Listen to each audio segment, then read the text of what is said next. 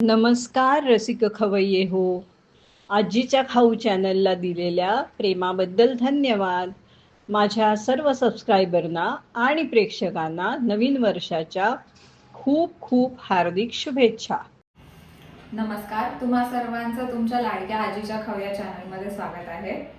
आज आपण जुनी रेसिपी करणार आहोत की तांदूळाची उकड कशी करतात ती मी आज तुम्हाला दाखवणार आहे.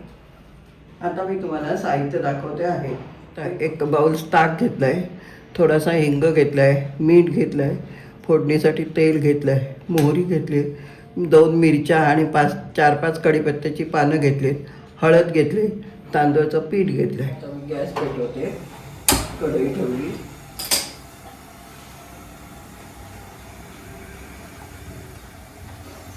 जरा आता मी तेल घालते. तेल थोडं जास्ती लागतं, 2-3 चमचे तेल पाहिजे.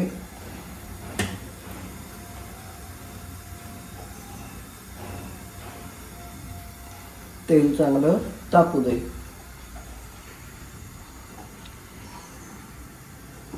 मोहरी घालते 1 चमचा.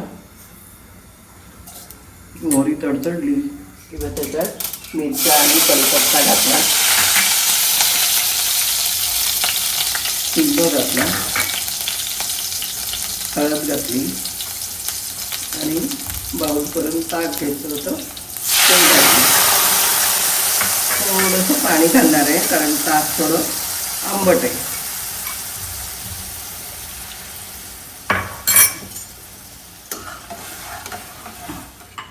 चवीप्रमाणे मीठ.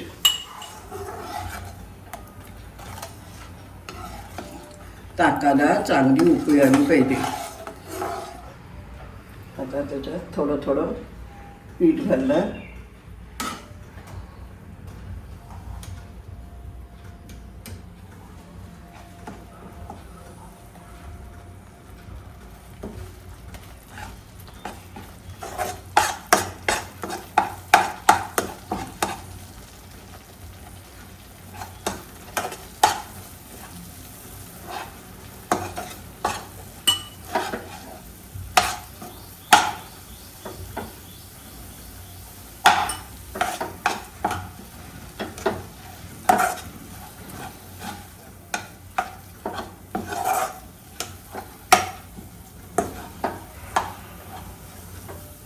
आता त्याला वाफ आणायची चांगली.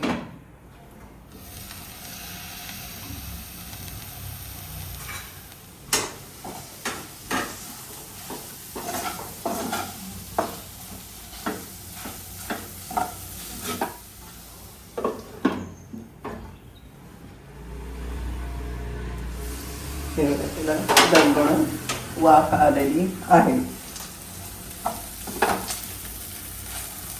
मी आता थोडीशीच केली ना. आता आपली उकड तयार झालेली आहे. आता मी उकड काढून घेते.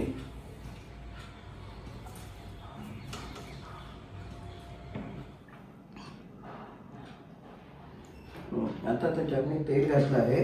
आता ती अशी आम्ही मळून मळून खातो. खायला चांगली असते.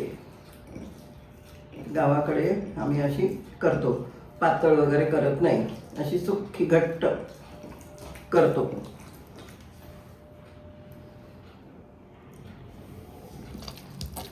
अशी मळून घेतली आणि सुक्खं असं करून घेते.